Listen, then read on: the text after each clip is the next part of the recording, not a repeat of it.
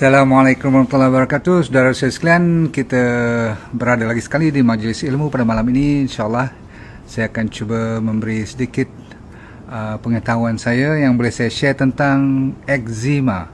Boleh saya tahu kat sini siapa yang pernah kena eczema, ataupun siapa anak-anaknya masih lagi kena eczema, ataupun adik-beradik yang ada eczema, kawan-kawan pun di office. Sebab saya tahu sangat-sangat, sebab sebenarnya 20% daripada rakyat Malaysia ada eczema. Kalau 20% rakyat Malaysia, ada berapa? Lebih kurang 6 juta rakyat Malaysia, lebih tinggi daripada diabetes pun. Cuma ada yang teruk, ada yang tak teruk, ada yang boleh nampak, ada yang tak boleh nampak.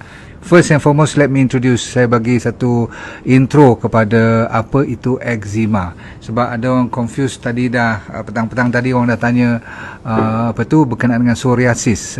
Dia ada sedikit sebanyak macam adik-beradik juga, tetapi jauh bezanya dari segi sains dan biologinya tentang psoriasis dan eczema. Namun siapa yang ada psoriasis pun boleh belajar malam ni, sebab cara rawatannya, cara mengendalikannya hampir sama saja.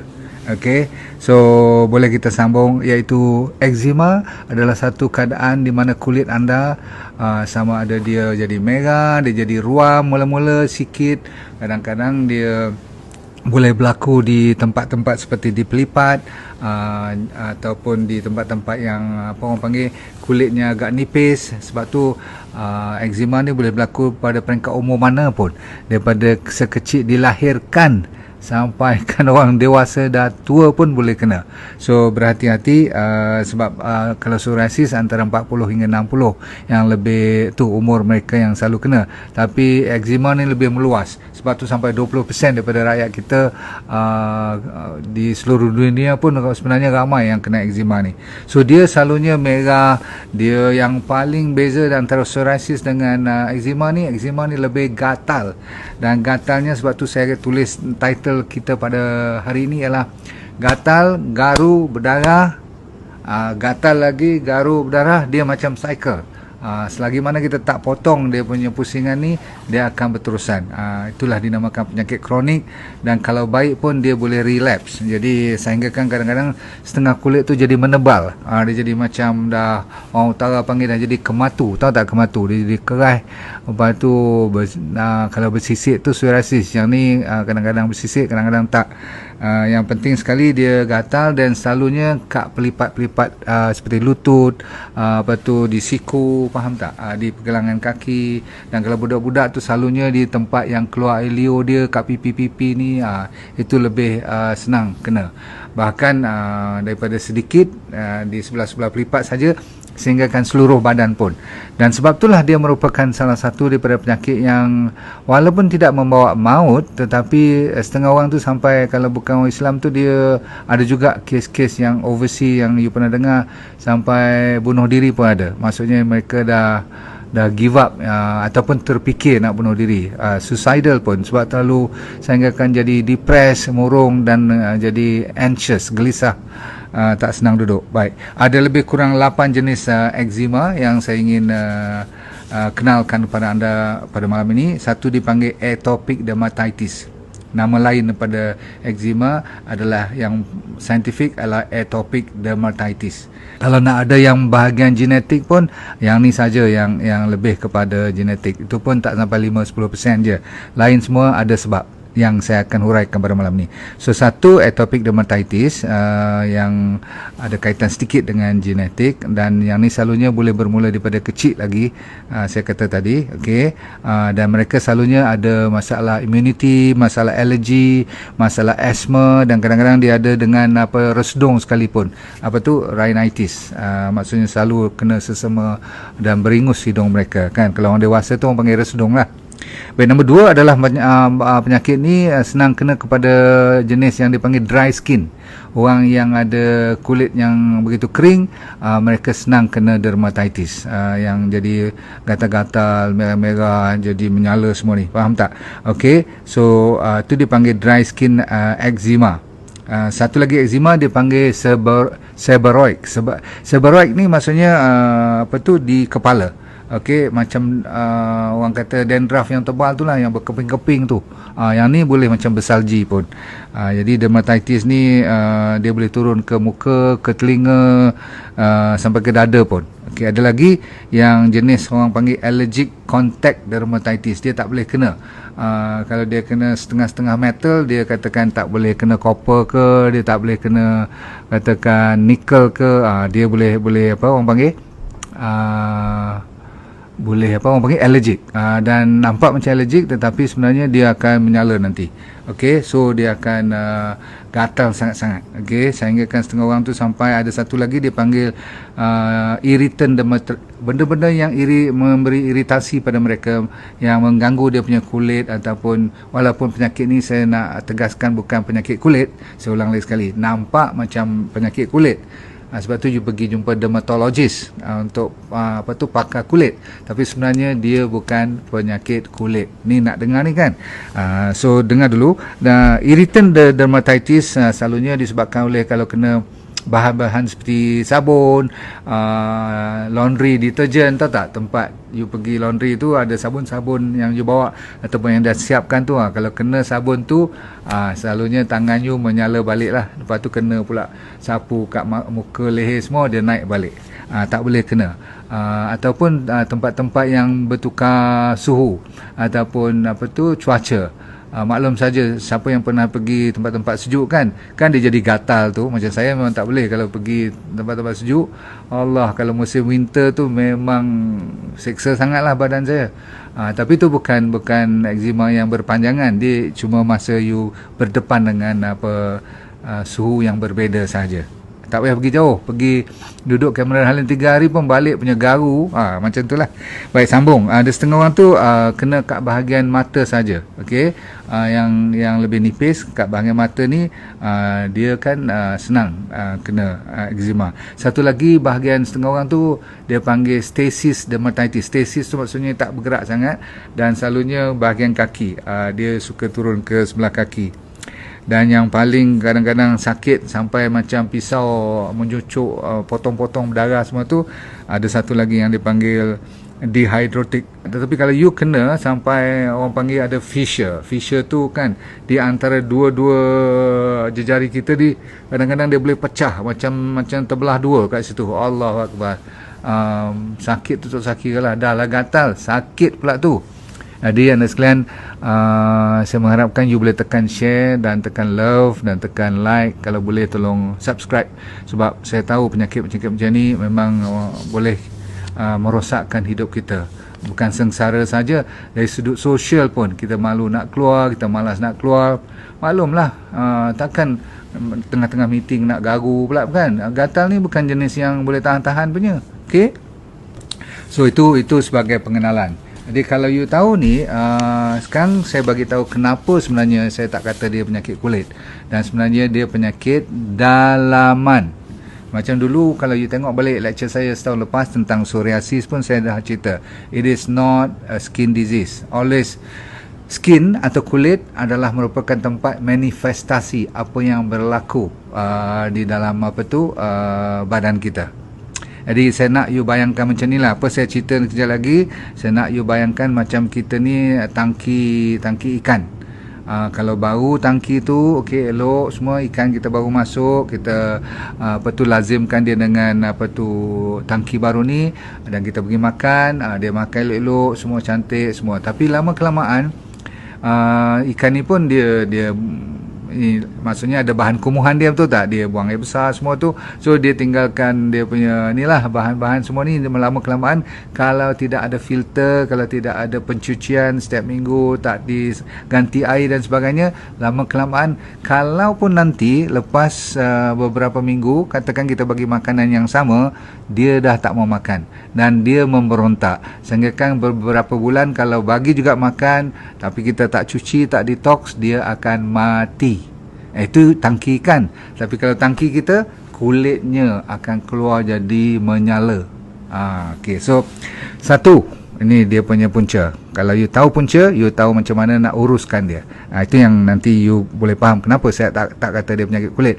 Nombor satu ialah, kan saya kata orang yang kena penyakit eczema ni, Kalau lagi kering ataupun tempat-tempat yang sejuk dia duduk tu, kenapa dia lebih teruk?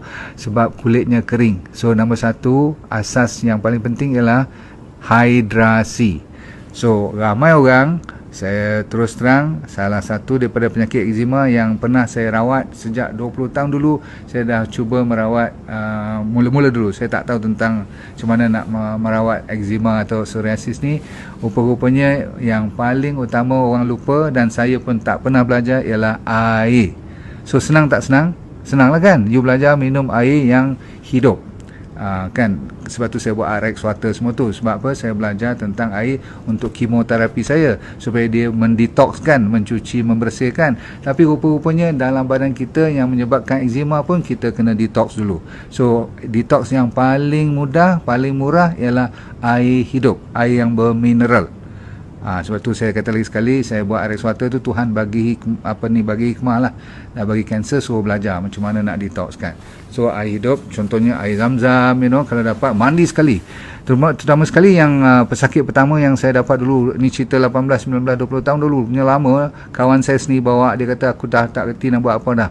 Steroid dah bagi, antihistamin dah bagi, doktor dah bagi, sampai nak ubat macam ubat methotrexate pun, macam ubat kanser pun nak bagi. Tu tak sakira lah. Krim, bapak pada krim pun tak baik juga. Bahkan kalau ambil steroid, ada masalah yang lebih besar kalau terlalu lama pakai steroid. So saya bagi budak ni apa, minum banyak-banyak. Masa tu dia umur 4 ke 5 tahun. Kesian dia, merah satu badan tu, Masya Allah. Tengok duk garu je, mak dia kena kipas pun, faham tak? Jadi kita bagi dia minum. Mula-mula dia rasa lagi gatal. Dia bila nak lawan tu kan ada healing crisis. Lepas tu kita mau tak mau kita mandikan dia juga. Orang panggil jelum dia. bagi dia rendam dalam air RX water tu, Masya Allah. So you nanti kalau boleh cari air yang bersih daripada klorin. Kalau baby, kan ni boleh berlaku pada baby pun, dilahirkan pun dah ada kes-kes eczema ni. Jangan kata orang besar saja. Kadang-kadang dia tukar susu, boleh improve. Tetapi kalau tak improve juga, air dahulu. Kalau kecil susahlah nak calik garam. Kalau dia dah besar sikit, 4-5 tahun, dah boleh main dengan garam. Calik 2 garam, minum 500 ml. Pelan-pelan bagi habis. Satu hari pun tak apa, don't worry. Okay, so at least 1.5 liter budak-budak yang dah boleh minum tu, acah-acahkan dia minum air banyak-banyak. Okay, air yang hidup. Itu penyebab dan penawar. Jangan main-main. Cuba dulu, jangan you percaya bulat-bulat apa saya kata, tapi ini adalah riwayat hidup saya, kenapa saya boleh sampai keluarkan RX water tu. Ini adalah memang Tuhan nak bagi rezeki. Dulu-dulu saya cuma tahu tentang air dan garam saja. Nombor 2, penyebab dulu. Penyebab utama kenapa kena eczema ialah kita ada penyakit yang dinamakan leaky gut. You dah pandai kan? Kalau you Google pun banyak orang dah ajar you tentang leaky gut. Nama pun leaky. Leaky tu maksudnya bocor ataupun tirih. Macam bumbung kita tiris kan? Macam mana ni? Atap tu boleh tiris sebab dia dah tak tahan dah. Sebab kita terlalu banyak bahan-bahan yang toksik dalam badan kita. Umpamanya kita banyak makan gula ataupun refined carbohydrate. Saya boleh benarkan kita makan karbohidrat, tapi karbohidrat yang berserat tinggi ataupun benda-benda yang bersabut lah, macam ubi kayu semua tu kan, ataupun ubi keledek, tu semua tu, atau keladi, semua tu boleh. Tetapi jangan langsung ada gula ataupun gula-gula yang yang tak nampak, hidden. Faham tak? Macam biskut, roti, terutama sekali roti putih lah. Yang tu dia punya dah lah pakai gandum yang ada gluten dan sebagainya. So berhati-hati kalau you boleh. Punca utama ialah leaky gut. Bila jadi leaky gut tu maksudnya usus kita daripada perut turun ke bawah sampai ke small intestine, big intestine tu, dia especially small intestine, kalau dia dah mula bocor-bocor, bila dia nak hisap ataupun nak absorb pencernaan makanan semua tu, dia tarik sekali dengan bahan-bahan yang tak boleh masuk pun dulu, sekarang dah boleh masuk, especially protein-protein yang berat-berat atau makanan-makanan seperti gula dan sebagainya. Bila dia dah lepas kat kawasan yang tak sepatutnya tu, maka dia boleh jadi orang panggil radangan. Tahu radangan tak? Inflamasi. Jadi masalah eczema ni adalah sebenarnya masalah inflammation di dalam usus kita. Bermula daripada perut lagi sekali. Ya, saya ulang, jangan main-main dengan diet. So sebab tu nanti kalau saya sebut perkataan D&D diet, kenapa wajib you ikut, adalah disebabkan puncanya ialah disebabkan oleh makanan, bukan sebab ada masalah kulit kita ada ruam tu. Itu cuma dia punya terampilan dia. What is the result of when something is wrong dalam kita punya usus. Okey, so anda dah faham tu, dipanggil leaky gut. Banyak lagi penyakit leaky gut ni, bukan takat eczema saja. In fact, most of the penyakit yang kronik-kronik yang susah nak baik ni, sehinggakan diabetes pun, high blood pressure pun, kalau you fikir-fikir balik, semua jenis penyakit metabolik ni ada kaitan dengan leaky gut. Okey, tapi malam ni kita fokus kepada eczema. Right? Nombor 1 air, nombor 2 ialah masalah perut kita. Jadi kita nak betulkan randangan tu nanti. Kita dah cerita tadi ada beberapa jenis makanan yang you kena terus pantang malam ni juga. Okey, kalau dah buat tak apa, tapi tengok disiplin tak. Gula, anda dah pernah dengar kan? Selalu saya kata gula nampak dengan gula tak nampak. Banyak yang tak nampak. Roti, kuih zaman bulan puasa ni guarantee you mesti kuih talam lah, kuih Seri Muka lah, betul tak? Kuih koci lah semua. Kalau takat-takat gula Melaka sebiji 2 tu nak lepas geram dengan kelapa tu no problem. Tapi kalau sampai satu piring, satu mangkuk, siap kau. Roti canai, mi lah, apa lagi kita suka kan, laksa lah. Kalau laksa tu kalau beras buat daripada tepung beras, not too bad. Yang tepung daripada gandum tu you kena hati-hati, kadang-kadang kita tak nampak. Donat lah, apa lagi selalu you makan, ni lah kuih muih, aiskrim, kek semua. So hati-hati. Seterusnya susu, semua jenis susu yang datang daripada terutama sekali daripada binatang lah. Saya ulang, susu daripada binatang ni bukan binatang tu yang haram atau susu tu yang tak elok, tapi sebenarnya bila manusia dah menukar wajah binatang asalnya, kerbau pula, selalu kita ambil susu lembu lah kan, susu apa lagi, susu kambing and all that, no problem. Sebenarnya kalau you bela sendiri kambing atau lembu tu, you yang masuk lautan, you yang perah sendiri, no problem. Tapi zaman sekarang ni dah tak ada dah, semuanya tepung, betul tak? Susu-susu tepung semua ni semua diproses, tak sah, langsung jangan. Itu pantang larang kedua. Gula, susu dan daging. Lagi sekali, takkan daging pula haram? No, saya tak kata haram. Saya kata sementara you tengah menyala-nyala ni, ada banyak daging yang you makan tu, cuba cek balik, betul tak? Dah penuh dengan antibiotik dalam daging dia, dah penuh dengan, terutama sekali ayam, you tengoklah daging-daging yang besar-besar semua tu, termasuk ikan pun, bukan salah ikan tu, salah laut yang ditabur dengan mercury, lead, banyak plastik, banyak lagi lah. You sebut dalam laut sekarang apa yang tak ada, betul tak? So, tolak ke tepi seafood buat sementara waktu, especially kalau you dah allergic sangat kepada udang atau ketam semua ni, tolong berhati-hati. Sehinggakan telur pun, kalau you allergic, telur tu bukan organik, bukan daripada ayam yang you bela sendiri, berhati-hati. Sebab kalau you makan tak ada menyala, no problem. Bagi saya, bukan malam ni nak memperdepankan cuma D&D diet saja yang betul. Sebab D&D diet memang tak bagi makan lagi sementara dia tak baik. Langsung kena hindar daripada susu, gula dan daging. Okey. Sementara, okey. Dan last sekali kalau boleh, inilah sekarang ni ada minyak jagung kan. Minyak-minyak seperti yang orang selalu panggil trans fat. Minyak jagung, minyak matahari, minyak canola tu, minyak-minyak sayur-sayuran tu, okey. Kalau nak buat juga masakan kita, ambil minyak-minyak seperti minyak kelapa sawit, minyak kelapa, nak pakai minyak kelapa darah pun boleh, nak pakai sacha inci oil pun boleh. Setengah orang dah buat masak pun sikit-sikit sekarang ni, sebab kalau yang cuma tumis-tumis tu dia pakai sacha inci oil, no problem. Olive oil boleh, so yang nak minum lah. Okay, so baik, sambung sikit lagi. Jadi kalau you boleh betulkan leaky gut ni, you dah selesai. Nombor 2. Nombor 3, okay, kopi nota ni. Nombor 3 ialah apabila you punya bakteria buat perangai dalam badan kita. Kita dah tahu, saya selalu cerita yang bakteria lebih banyak daripada kita punya sel. Kita punya sel katakan ada bilang-bilang katakan 70 ataupun 100 trilion lah, let's say lah secara amnya. Faham tak? Selalunya kalau apa tu bakteria kita dia ada orang kata sampai 3 kali ganda. Dulu orang kata 10 kali ganda, tapi sekarang ni dia orang bilang-bilang balik tak adalah sampai 10 kali ganda, tapi paling-paling minimum 3 kali ganda lebih banyak daripada apa sel dalam badan kita. Jadi saya contohkanlah, kalau sel kita katakan let's say 40 trillion atau 30 trillion, dia ada 100 trillion dalam badan kita. Jadi trilion-trilion ni dia walaupun nampak memang kecil, lebih kurang 2-3 pound je dalam badan kita, tetapi dialah memainkan peranan banyak sekali. Sebab tu Rasulullah SAW memang bersabda setiap penyakit tu bermula daripada perut, kan?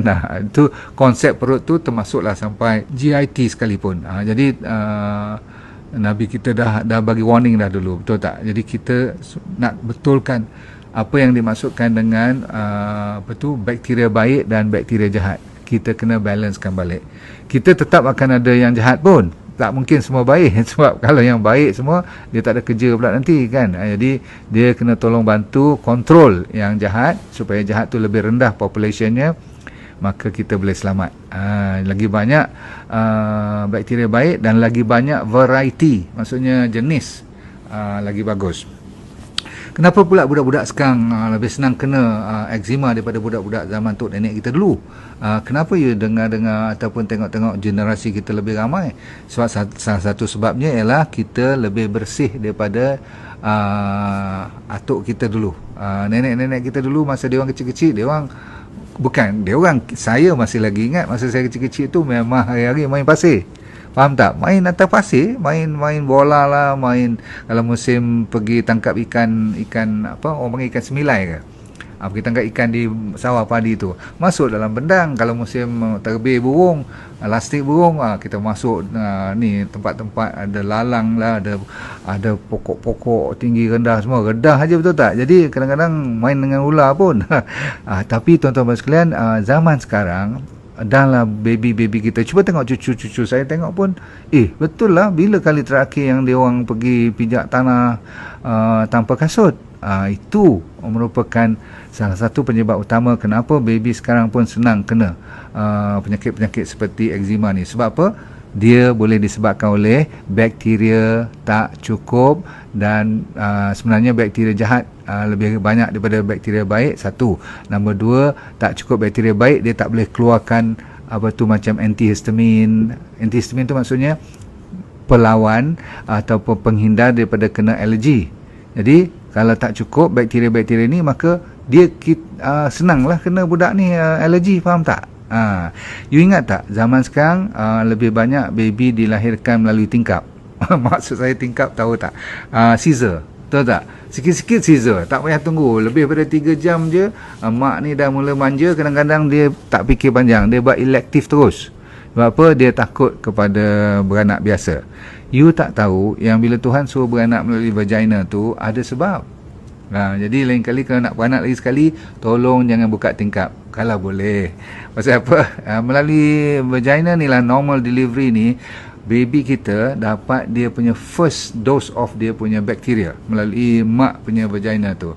Jangan anggapkan kotor, sebab itu adalah fitrah Tuhan bagi. Kenapa dilahirkan kepala kita tu dah berlengah semua, kan, hijau lah semua nampak tu. Biarlah 1 jam pertama tu kita berlumuran dengan bakteria-bakteria daripada mak kita punya. Sebab apa? Yang ni adalah, jadi kalau mother jaga dirinya baik masa mengandung, makan makanan-makanan yang baik untuk jaga bakteria yang banyak, dan inilah orang kata meriah. Jadi bagus untuk baby you, dan susah dia nak kena eczema nanti. Ini memang betul, confirm. So ingat bakteria kena itu yang dipanggil probiotik, dan kita kena selalu bagi makanannya nama prebiotik. Boleh ingat? So betulkan probiotik dan prebiotik ni, insyaAllah you boleh baik. Okay? Ada 2 lagi cara nak baik eczema dan nak tahu penyebabnya. Satu daripadanya ialah autophagy. You pernah dengar orang zaman sekarang ni gila kan intermittent fasting, betul tak? Dulu-dulu tak fashionable. Sekarang everybody buat IF, kadang-kadang Macam kita bulan puasa sekarang ni bagus lah ni. You ikut puasa sekarang, cuma bila buka puasa kena jaga makan, jangan lahap, jangan bilas balik macam balas dendam. Ikut balik cara D&D diet tu, faham tak? Makan air banyak, make sure ada buah banyak, make sure ada sayur-sayuran yang mencukupi, ikut formula yang saya bagi tu. Lepas tu nak makan in between, makan yang ringan-ringan, ke kacang semua, no problem. Okey, lepas pukul 8 malam, kalau sekarang ni kita ada sedikit more, tak apalah. Tapi kalau ikut-ikut, dia lepas pada pukul 8-9 tutup kedai terus sampai besok pagi. Kalau boleh, sebab sekarang kita sahur, okey, no problem. Itu dapat berkah, kita kena ikut. Dan memang ada kebaikannya, sekurang-kurangnya nak tambah balik air supaya kita mencukupi untuk tahan sekurang-kurangnya 2 liter untuk kita berpuasa. Contoh 2 liter tu daripada buka puasa sampai sahur lah kan. Lepas tu kita dah belajar ikut elok-elok semua tu, jangan langsung masuk balik gula, susu, daging yang berat-berat tu. Saya dah cerita tadi kenapa. Okey, baik. So apa saya kata tadi, iaitu masalah autophagy. Autophagy itu maksudnya berpuasa. Autophagy itu bukan maksudnya berpuasa, tapi untuk mendapatkan autophagy. Autophagy itu maksudnya semua bahan-bahan yang berkarat dalam badan kita boleh di detox, boleh diambil, di recycle balik oleh body kita mengikut biologi, fiziologi kita, dengan cara yang lebih abdal ialah berpuasa. Jadi jangan lepaskan lagi 7-8 hari ni, make sure kita puasa betul-betul, tetapi jangan bilas atau balas balik dengan makanan yang terlalu tak ikut waktu kita buka puasa dan bersahur. Boleh baik. So you akan dapat konsep autophagy ni bila body tu boleh, ingat tak tangki ikan tadi, dia boleh ambil semua bahan-bahan kumuhan tu, dia pergi orang panggil recycle, masuk balik bahan-bahan makanan yang baru yang bersih. Jadi sel-sel you pun happy, kulit you pun akan jadi baik secara automatik. Sebab apa? Semua ubat-ubat sekarang sampai dah dekat berpuluh-puluh tahun sekarang, doktor always keep on saying there's no cure for eczema, there's no cure for psoriasis. Orang dah baik berpuluh-puluh, beratus, beribu orang, kita masih kata tak boleh lagi. Pasal apa? Sebab kita tak tahu puncanya. Baik, punca tak okey. Ready? Ramai orang mungkin cuma memfokuskan kepada betul kalau ada chemical, kalau ada shampoo yang tak betul, makeup, you tahu kan, ada bahan-bahan yang tak boleh kena, sehinggakan baju pun kalau you tak pakai cotton, setengah orang tu sampai tak boleh kena baju pun. Jadi you kena cari baju-baju yang longgar, yang nipis. Itu betul, tetapi yang ni ramai orang tertinggal, terutama sekali orang yang dah bukan dewasa saja, budak-budak yang dah kenal dunia. Maksudnya dia dah tahu marah, dia tahu sakit hati, semua tu you kena tolong jaga apa yang dinamakan iaitu stres. Semua orang yang berpenyakit kulit yang tak mau baik, cuba you check balik. Mesti dia ada sesuatu yang berlaku dalam hidupnya. Mungkin pada masa dia tunjuk kat you kulit dia tu, dia nampak macam tenteram sedikit sebab dia nak baik, dia jadi cool. Tapi kalau masa dia baik dulu, masa dia sebelum sakit dulu, cuba tengok perangai dia, cara hidup dia, minuman dia. Kalaupun dia bukan jenis yang stres atau pemarah, ataupun suka, setengah orang kan jenis suka bergaduh dan sebagainya, cuba tengok. Okey, ataupun mencari pasal, cari naas dalam hidup, maksudnya suka mencari masalah ke apa-apa, ataupun Tuhan sengaja nak dugakan dia pun ada juga. Jadi jangan sampai lupa kepada perkataan stres. Selagi mana you tak boleh handle masalah dendam, sakit hati, ataupun you lupa terus pada Tuhan, kadang-kadang Tuhan nak tarik you balik, dia bagi eczema aja. Dia tak bagi yang kanser-kanser lagi. So berterima kasihlah supaya you boleh sedarkan diri balik, iaitu stres merupakan punca yang paling besar yang orang anggap dia macam, saya pun letak last. Sebab apa? Saya dah tahu konsep manusia ni bila dia dengar benda yang dia tak boleh rasa. Stres kan dia abstrak. Bila saya kata orang tu murung, you mungkin tak tahu apa maksud murung. Orang tu anxiety tanpa sebab, dia resah tanpa sebab. Macam mana tu?